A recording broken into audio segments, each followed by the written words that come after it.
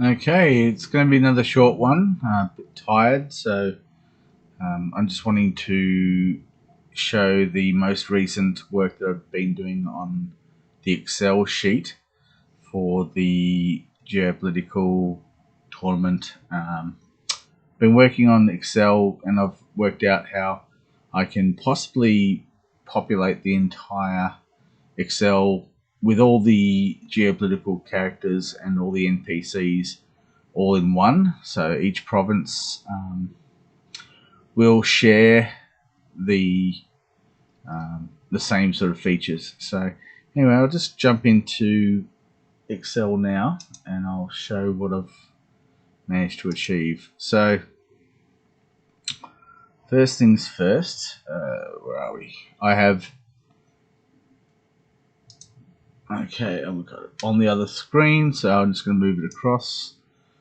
Full screen. Okay, now I also realize that I need to zoom in a little bit more. When it becomes clear on my screen, I just need to have a quick look over to the screen that you can see and focus on getting it completely in screen for you. Okay, so what I've done is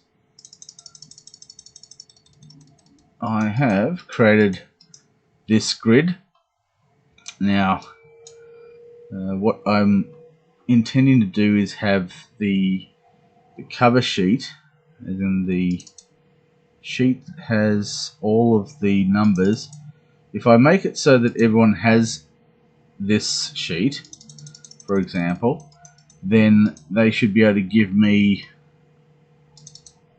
requests that indicate those numbers. So say, for example, wanting to put a party of adventurers together for a geopolitical game, for whether it's a baron who is selecting people for the militia, or whether it's another geopolitical player playing, for example, an ambassador wanting to put together a team. The objective is that they would just give these numbers, and they would say, I'm going to put a party together of 106 plus I'm going to hire number 8 plus I'm going to hire 40 plus I'm going to hire, I don't know, 127. So that would make up the 4. And so the intention would be that I would go into and then copy as this is in Excel, but look, I mean, I can do both Excel on the live stream and the paint.net, so it may be that I'm going to be jumping from one to the other during the live stream and allocating, so putting that team together. It might be that I take those and I put them into, even if I copy and paste into a paint, into a Word document, or even into an email, that I could actually have the emails off on the other screen, and I could send the updated information as an email. So as the move is processed, I could add the details to the email and process things like encounters, casualties, all this information could be put into an email. I could send it to myself as well, just so I've got records, so people could submit their move via email, things like that. There's a whole heap of different possibilities, and I'm rambling again. Okay, so I'm going to go and stay focused on what I was going to show, which is the layout. So, okay, so what we've got here is, you can't see everything, so I'm just going to move around the map a little bit. So you can see I've now broken up into these 4 factions, and that way I'm able to, well, I'll just zoom in on the Samurai, for example. Okay, so what I've got up in the topmost, that's number 1. So 1, 2, 3, 4, 5, 6. So in the paint, version, I'll be able to have the actual numbers over the top of the cards, so that way it's possible for me to people to refer to, I don't know, 57, and then I just basically click on 57, then take away the layer that is the number layer, and then I'll be able to reveal what's underneath it, so that that way I can find it very quickly. So I think that I talked about how I would copy and then paste the groups into an email before. So anyway, so I've now got this block here. Now, when I put them into this category, yes, the Lord and the Privy Council and the War Council and the Treasury Advisors, for example, they're all in this block. Now, I'll zoom in a bit more because, as I said, I know that you can't necessarily see it on the screen unless I zoom in. So, the other thing that I realized is that in Excel at the moment, I've had everything broken into categories. Now, it may be that it's just easier for me to, I'm just going to do it right now. I'll hit F9 and you can see that it is repopulating the skills and things like this, and also the aliases. Now, it does that for every single one of them in this particular. Every single one of them is repopulating. So if I have them all on here and I just F9, then what it's going to do is it's going to completely repopulate this entire grid, which makes it so that I can take this from the test version into the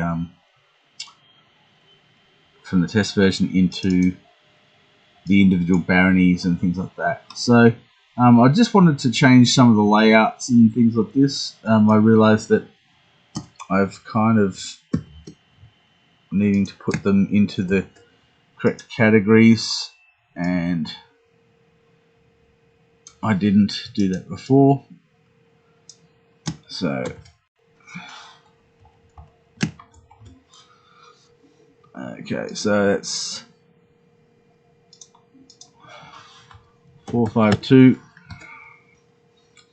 and that is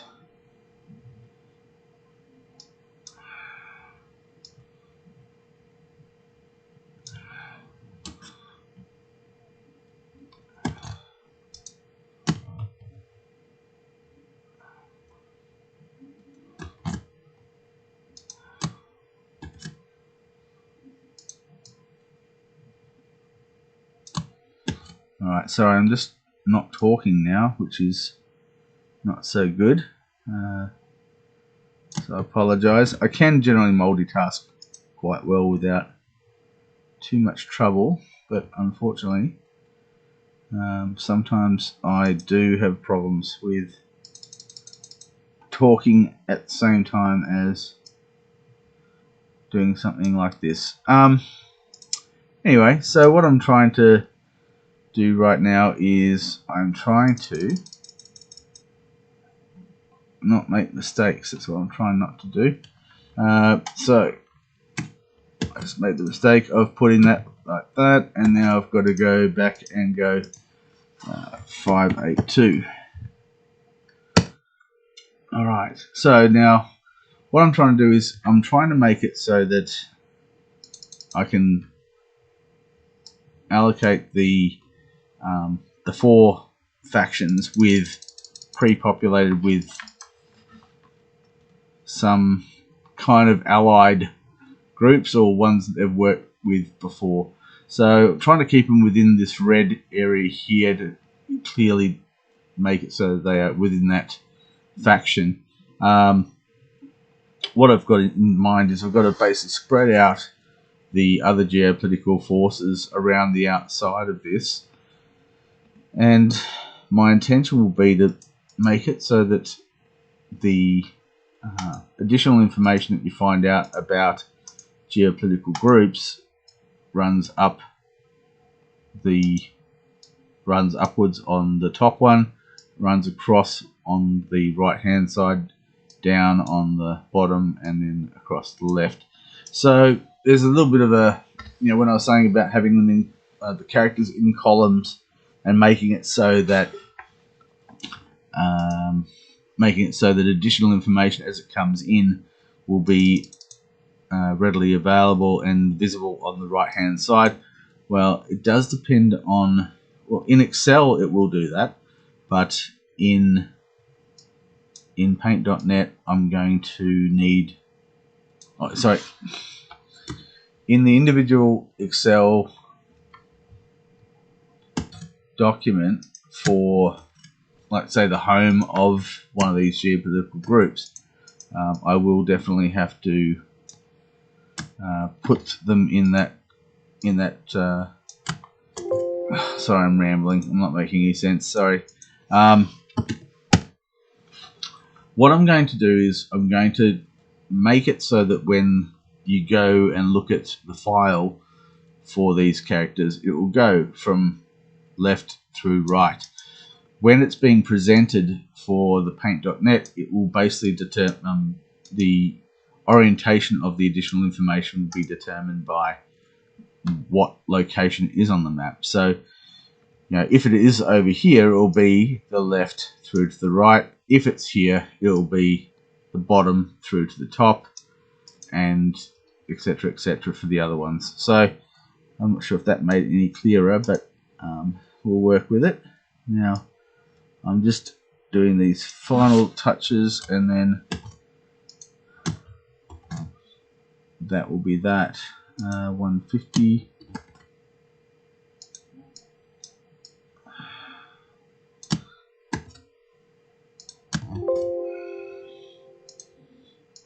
$151.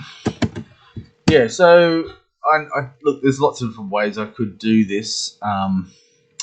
Do this grid and the numbering system that I've used. I know that it's flawed, it's not perfect, but for the moment it's going to be alright.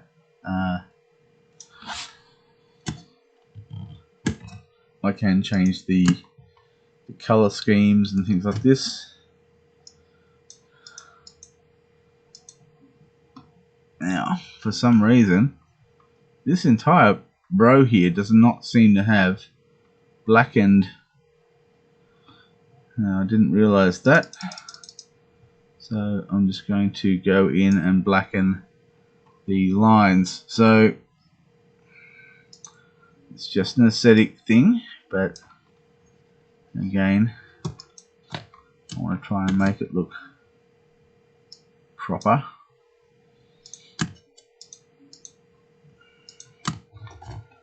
And really, it takes a bit of time to do it, but the result will be better.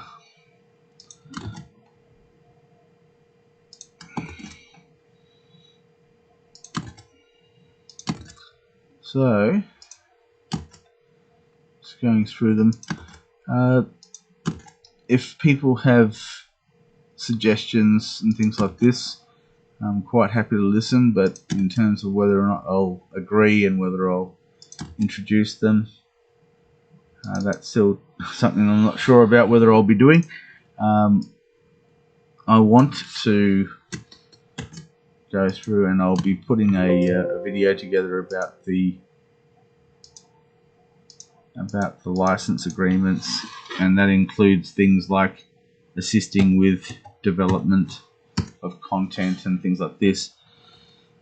I might actually do a bit of a discussion about what I believe has happened in some of the overseas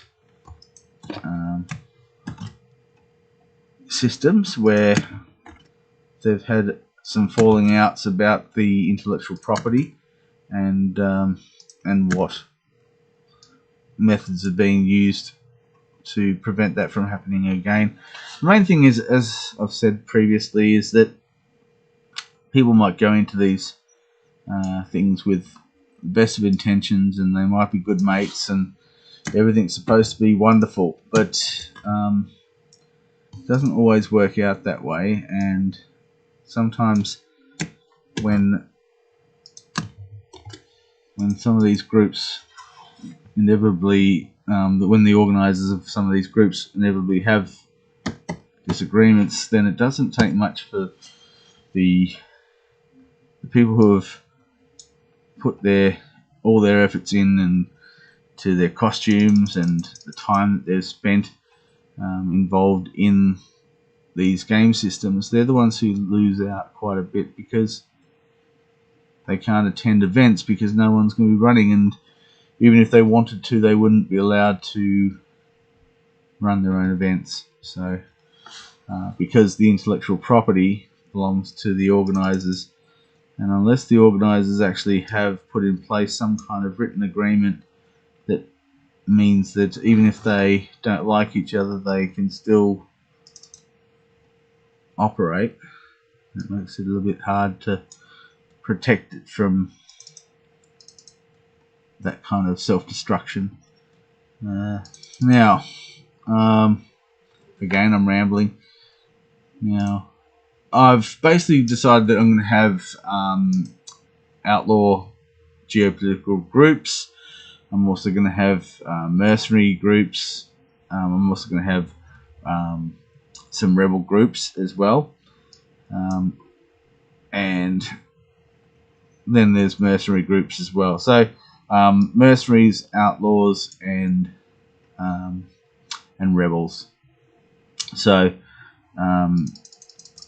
if these positions aren't filled, then I may fill them. It may be that, for the tournament, these characters can be played. Anyone can play these roles, just for the tournament's purposes.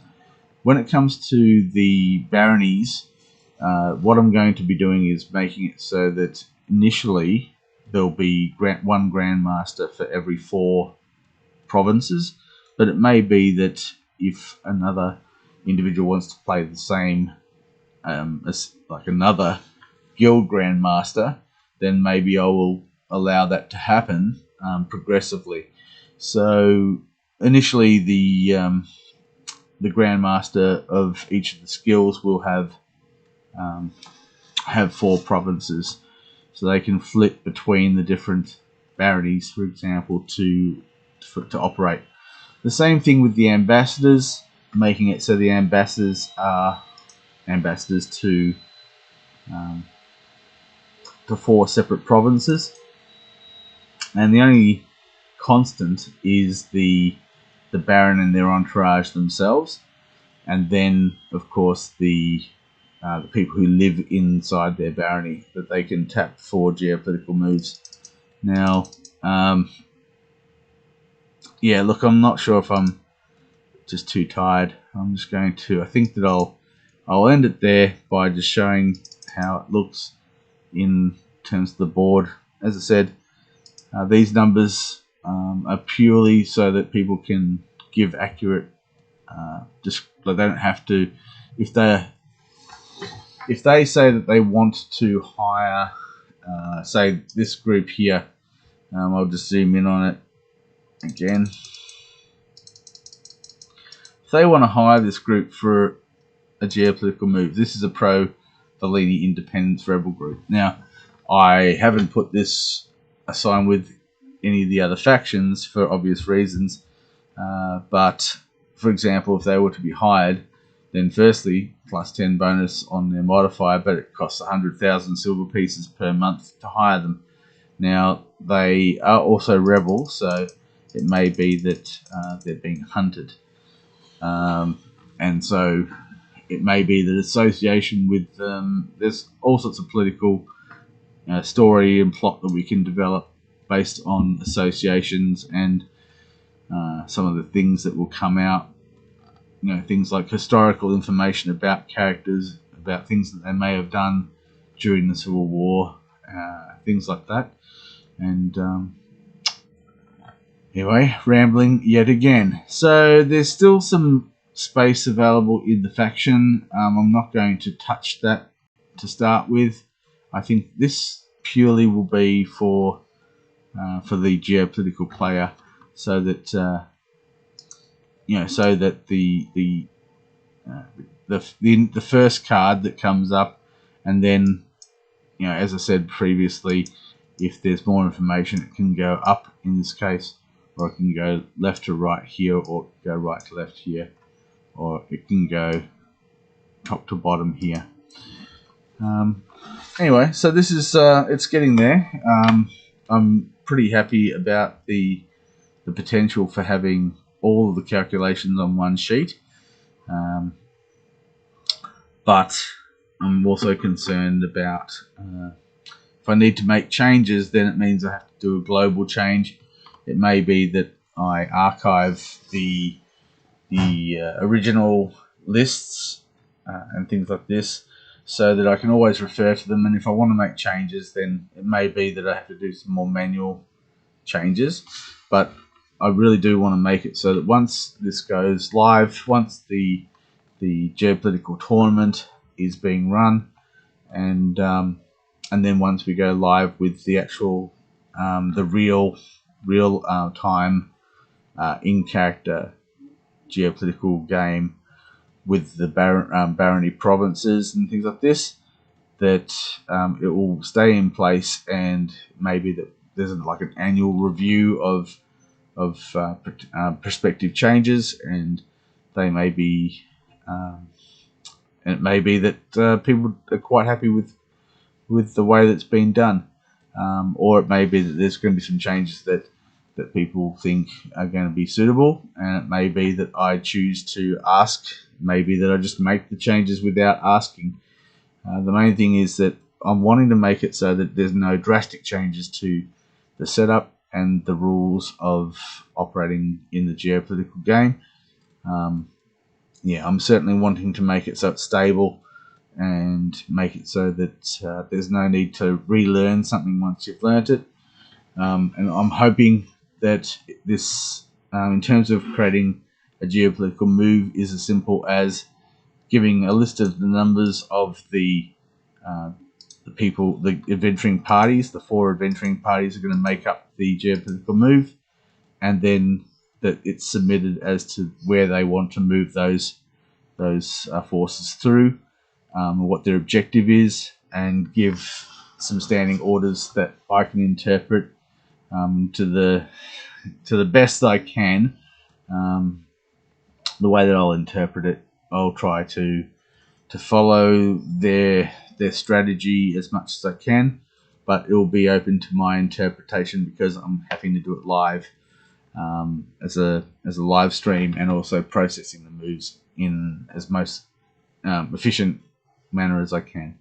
Anyway, as I said, I'm very tired. I'm sorry if I've rambled more than I normally do, and I'll hopefully be able to put together a better video for you tomorrow, maybe a longer one that goes into a bit more detail.